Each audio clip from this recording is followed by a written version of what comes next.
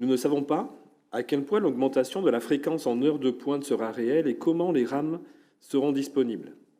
Il faudra donc un schéma de maintenance très optimisé et sur ce point, le rapport n'est pas satisfaisant puisqu'il pointe du doigt un vrai traité de GER, gros entretien renouvellement, d'infrastructures tramway assez limité au vu du vieillissement du réseau.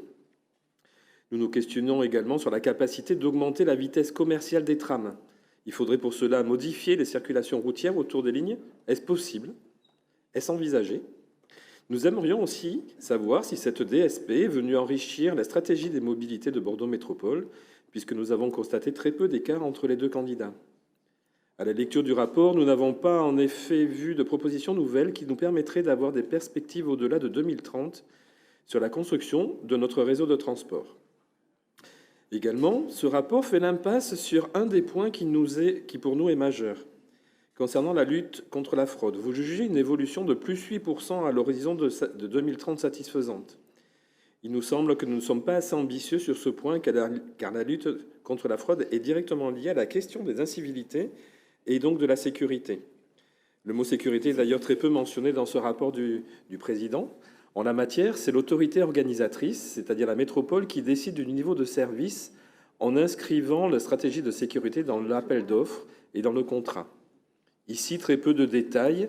Aussi, nous aimerions savoir quels sont les engagements de Keolis sur ce point. En outre, la question de la sécurité dans le transport doit être abordée collégialement.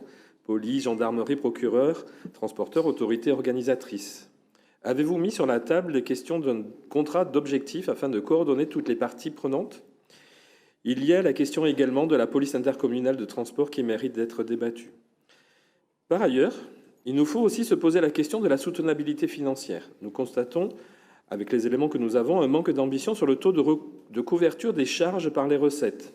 834 millions d'euros, soit 36,9% de couverture seulement, et on arrive à 36,1% en valeur nette comptable.